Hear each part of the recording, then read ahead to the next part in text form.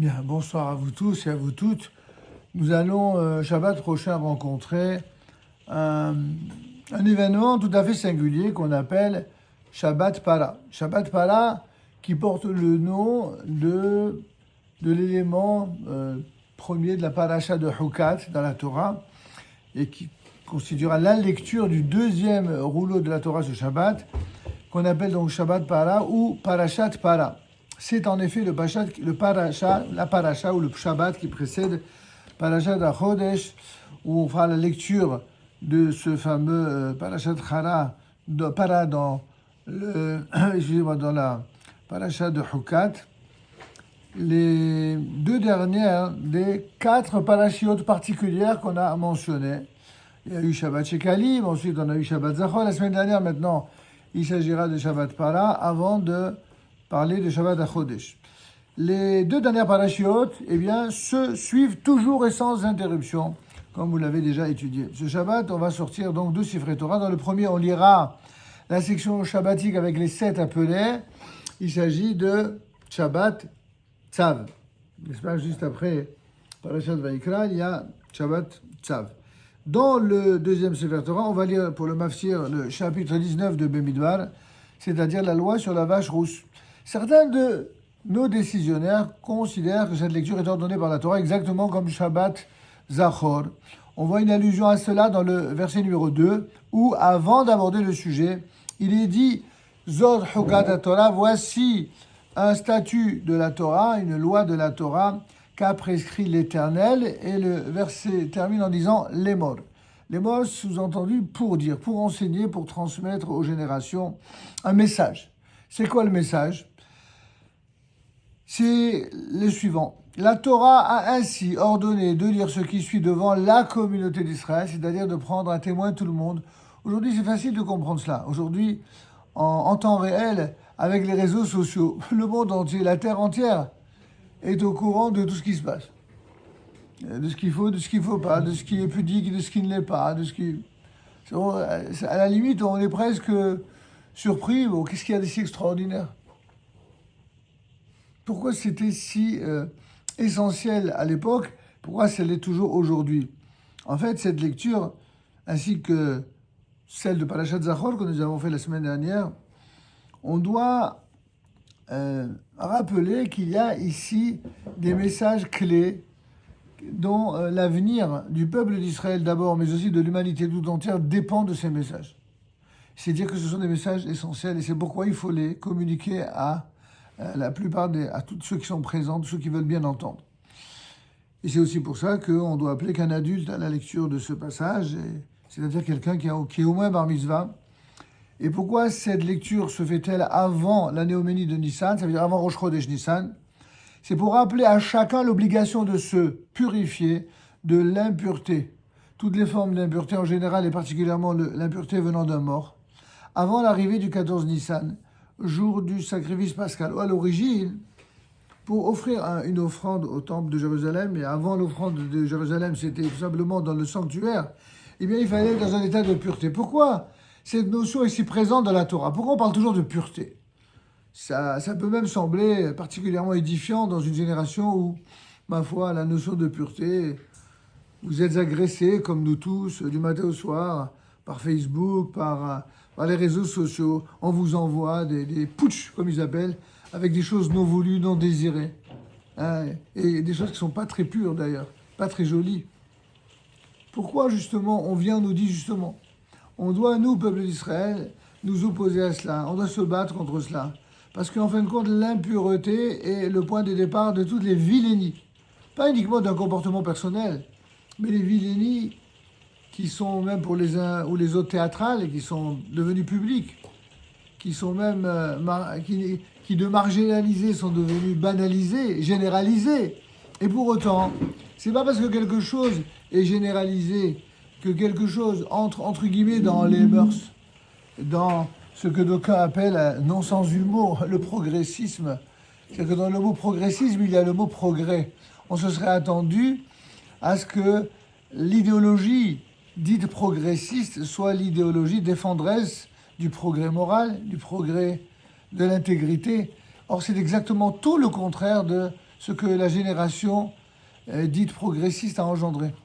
Tout ce qui, depuis des siècles, était considéré comme impropre, comme impur, comme immoral, eh bien, au nom du progrès, on le banalise, on lui donne au nom de l'insoumission aux différents ordres moraux, on lui donne une légitimité, une normalité, une norme, et au point que ceux qui refuseraient de se soumettre à ces nouvelles normes, c'est lui que l'on montre du doigt, c'est lui que l'on méprise, c'est lui que l'on considère comme un extrémiste, tantôt de droite, tantôt de gauche, tantôt de religion, tantôt de ce que vous voulez. C'est vraiment un bouleversement total. Du bien, du mal, du vrai, du faux. Bon, nous, on n'est pas tellement surpris. Pourquoi on n'est pas surpris? Parce qu'on a l'habitude, ça fait 2000 ans qu'on nous fait le coup. Ça fait 2000 ans qu'on nous méprise et qu'on nous traite des choses les plus hideuses et des mensonges les plus incroyables. Alors, on va pas jouer au pleurnichard, pas du tout. C'est pas notre style, mais c'est une réalité. Et ça n'a pas bougé. Il y a 15 siècles, c'était comme ça, et c'est toujours comme ça aujourd'hui, depuis le massacre de Simchat Torah, ça continue encore et encore. C'est nous qui sommes les victimes, c'est nous qui sommes agressés, mais c'est nous qui devons passer au tribunal de l'Organisation des Nations Unies. C'est le monde à l'envers. C'est ce qu'ils appellent le progrès ou le progressisme. Alors, on vient ici dans Parashat Bera nous apprendre que la pureté, elle se fait même du sein même de la mort. C'est-à-dire que notre mission à nous, Israël, c'est de transformer l'impureté en pureté, la mort en vie. Ça veut dire le contraire de ce que les autres font. Les autres, ils enseignent à leurs enfants, ils enseignent aux nations la haine d'Israël. Ils enseignent la haine de la vie. Ils enseignent la haine de l'amour. Et nous, on enseigne l'amour de la vie, l'amour des êtres humains, et pas que des juifs, loin de là. On enseigne l'amour, vraiment, le vrai. Celui qui ne se cache pas vers des faux fiants, des faux semblants, et des mensonges idéologiques sans fin, pour faire des choses inavouables. Au contraire. Et pourtant, on aurait des raisons d'en vouloir à ceux qui nous ont fait tant de mal, comme je le dis très souvent de manière un peu exprès provocatrice. C'est nous qui devrions casser des voitures et brûler des stations de je ne sais quoi et casser des magasins. C'est nous qui devrions être les racailles avec tout ce qu'on nous a fait subir. Eh ben non. Malgré tout ce qu'on nous a fait subir, malgré tous ces mensonges éhontés, cette grossièreté maladive, malgré cela, nos maîtres continuent de nous enseigner depuis 2000 ans. Non. Nous, on n'a pas été élus, choisis par Dieu pour être des racailles. On a été choisis pour être une lumière pour l'ensemble des nations. Même ceux qui ne veulent pas de la lumière, c'est pas grave. Celui qui le veut, Baruch Hashem, tant mieux pour lui. Celui qui n'en veut pas, tant pis pour lui. C'est lui qui perd. Mais on n'a pas de haine dans le cœur. Il y a une seule exception. Amalek. Amalek, lui, aucun cadeau. Aucun scrupule, aucune pitié pour ceux dont, de père en fils, la seule et unique transmission de valeurs qu'ils transmettent à leurs enfants, c'est la haine d'Israël, c'est la volonté de massacrer le plus grand nombre de juifs dans le monde entier, que ce soit en Israël ou ailleurs. Ces gens-là, eh bien, on ne doit avoir aucune pitié pour eux. Et tous ceux qui prennent leur défense ne sont rien d'autre que même s'ils prétendent le contraire, ce sont des soutiens antisémites à ceux dont ils veulent s'assurer qu'ils seront toujours là pour empêcher les Juifs d'exister. Tous ces mensonges idéologiques, une terre pour deux États, n'importe quoi. Ils ont qu'à imposer ça au Vatican. Une terre pour deux États, le Vatican, ça va être pour les trois religions du globe. La Mecque, une terre pour deux États, ou l'endroit pour les trois religions. Ça paraît grotesque, évidemment, je le fais exprès. Mais par contre, quand il s'agit d'Israël, c'est pas grotesque. Il voudrait que Jérusalem soit une Jérusalem internationale pour les trois religions. Que Israël soit une terre pour deux États. Il n'y a que à Israël qu'on demande ça. Il n'y a que le peuple d'Israël qui n'a pas le droit d'avoir son État. Les musulmans en ont 57, les chrétiens en ont des centaines, les autres en ont certainement des centaines aussi. Tout le monde a tous les droits, mais les peuples d'Israël, lui, non. Pourquoi c'est comme ça? On devrait pleurnicher. Et nous, au contraire, on ne pleurniche pas. Est-ce qu'on a l'air de pleurnicher? On est très heureux. C'est-à-dire qu'ils ont passé des siècles à prétendre qu'on n'est pas le peuple élu, et en fin de compte, leur acharnement stupide, ridicule et aveugle démontre tous les jours qu'on est vraiment le peuple élu. Même dans leur bêtise, à vouloir dire le contraire, c'est eux qui prouvent le contraire de ce qu'ils prétendent. Ils nous font subir à nous ce qu'ils vont subir. Donc, c'est à s'y méprendre. Encore un peu, on croirait qu'ils nous aiment bien, quoi. Et c'est ce qu'ils nous disent d'ailleurs. Non, on vous aime Israël. C'est pour ça qu'on veut que vous soyez en paix avec ceux qui vont vous détruire. On vous aime. En même temps. Donc, alors, ça c'est, en fait, compte le message incompris de Parashat Para qui amène à ce genre de stupidité. Parce que la Torah, lorsque la Parashat Para nous dit que ceux qui devenaient impurs par les cendres de la vache rousse, en fait, ils le devenaient après avoir rendu purs ceux qui étaient impurs avant, en même temps. Mais pourquoi ça marche avec la vache rousse et ça ne marche pas avec la politique? C'est vache, hein? Comment?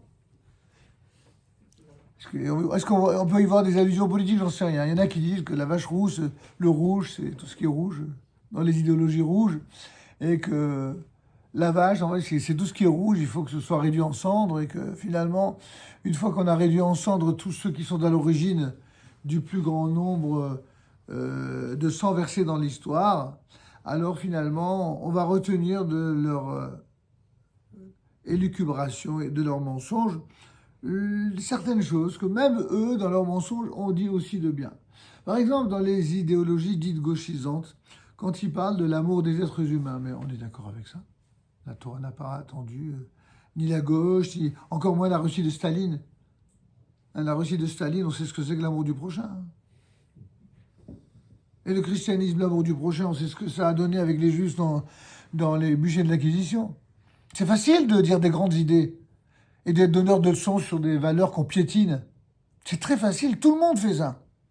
Sauf que nous, on n'a pas le choix. Nous, peuple d'Israël, pourquoi on a été choisis? Pour précisément incarner des valeurs qu'on n'a pas le droit de piétiner. Nous, quand on aime les gens, quand on dit qu'on prétend aimer les gens, on ne doit pas le dire, on doit le faire. Et même l'État d'Israël, avec ses qualités et ses défauts, ses imperfections, quoique en pensent certains, ça a toujours été, de tous les États, celui qui a été le plus rapide à aller au secours de ceux qui ont des situations de difficultés, de problèmes humanitaires, comment on appelle ça, de tremblements de terre, de cataclysmes naturels. Les premiers qui amènent toujours des secours, des hôpitaux, de combat, c'est les Israéliens. Donc, pourtant, c'est pas toujours au nom de la Torah, hein, mais peu importe. Ils ont gardé quelque chose en eux qui est profondément juif, profondément Torah. Puis, ce sera de plus en plus vrai. Mais la Torah, elle est censée faire du peuple d'Israël un peuple modèle, un peuple remarquable, pas du tout pour se croire plus ou meilleur que les autres, mais c'est parce que c'est son obligation. Il doit rendre compte en permanence, notamment en Israël, de ce devoir d'exemplarité. Certains le comprennent, y compris de plus en plus au sein du monde musulman. Vous avez des musulmans en Israël qui osent dire, même si ça leur en coûte et même s'ils risquent leur peau en le disant, ils disent devant tout le monde, devant les caméras, on doit tout à Israël. On crevait de faim, on n'avait rien, on n'avait aucune instruction. Israël nous a donné de quoi boire, manger, dormir, de quoi avoir une instruction, de quoi avoir un métier. Ce sont des musulmans qui le disent aujourd'hui. Les uns qui sont professeurs de médecine, les autres qui sont avocats, les autres qui sont journalistes. Ils le disent clairement. Pendant que, encore en Europe et ailleurs, on raconte des boniments. Donc, faut pas désespérer. De la mort va jaillir la vie, du mensonge va jaillir la vérité. Alors ça, c'est un des mensonges. C'est un des messages clés de la compréhension de ce qui semble difficile à comprendre de ce fameux Shabbat Para. Quel est le lien? Écoutez plutôt. Pour rappeler à chacun d'entre nous l'obligation de se purifier de l'impureté venant d'un mort, et donc tout ce que ça représente, avant l'arrivée du 14 Nissan, jour du sacrifice pascal. Car seule l'eau lustrale, qu'est-ce qu'on appelle l'eau lustrale? Je vais vous rappeler, si on vous pose la question, vous devez savoir ça. L'eau lustrale, c'est un mélange fait de cendres de la vache rousse mélangée à de l'eau vive, de l'eau claire. C'est pour ça que je vous dis, on dirait pas. Si ce n'était pas la Torah, on croirait que c'est de la sorcellerie. Pas du tout. C'est de la Torah. Et cette eau lustrale, cette eau étrange, elle peut servir pour cette purification. Et bien que nos fautes et celles de nos ancêtres, bien que par nos fautes et celles de nos ancêtres, nous n'ayons aujourd'hui ni sanctuaire, comme à l'époque du désert, ni Beth Amikdash, pour offrir le sacrifice pascal, c'est-à-dire le sacrifice de Pessah, ni même vache rousse pour nous purifier, eh bien nous devons étudier les lois de pureté à l'approche de la fête, et ceci nous sera compté comme si nous l'avions fait, comme si nous avions fait l'effort de nous purifier pour accomplir le pèlerinage à l'approche de la fête de Pessah. Qu'est-ce qu'on veut nous dire ici? Quelque chose de très fort.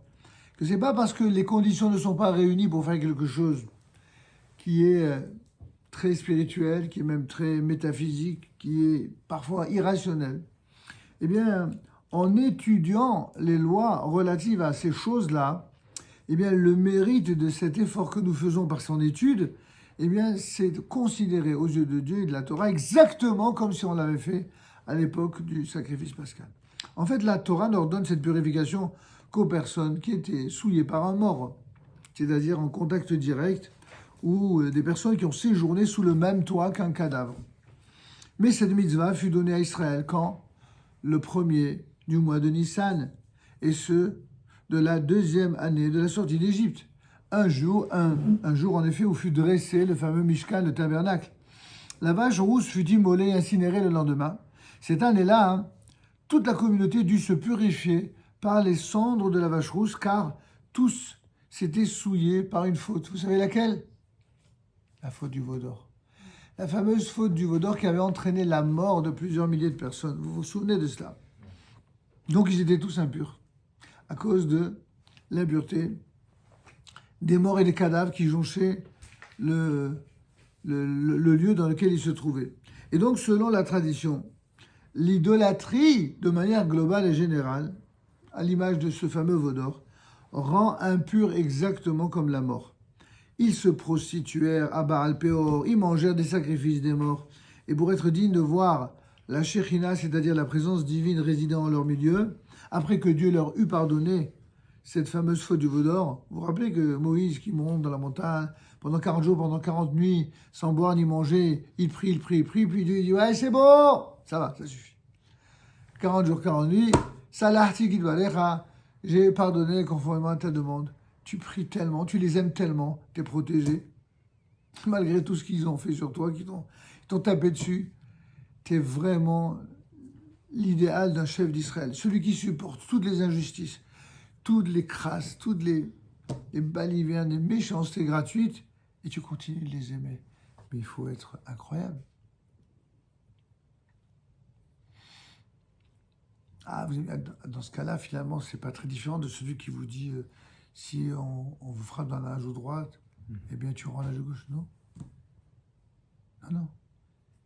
On ne doit aimer que ceux qui restent unis au moins sur une chose, c'est le Dieu d'Israël et de la pureté. C'est pas le Dieu qui est inventé et qui incite les gens à la tuerie.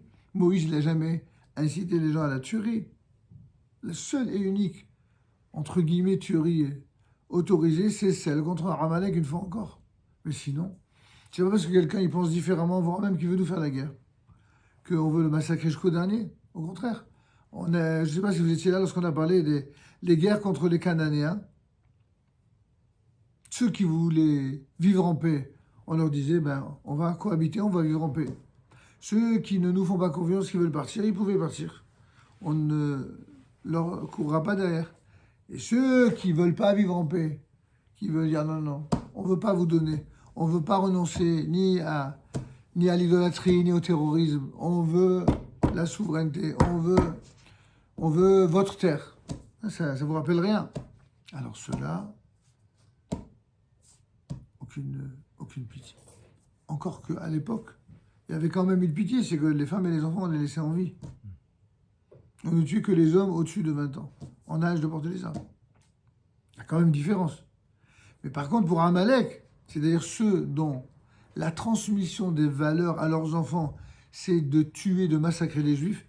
Ce peuple-là qu'on appelle Amalek, c'est le seul duquel on dit qu'effectivement, on ne doit pas laisser âme qui vive, ni homme, ni femme, ni enfant. Waouh, comment un peuple qui a connu le génocide, comment...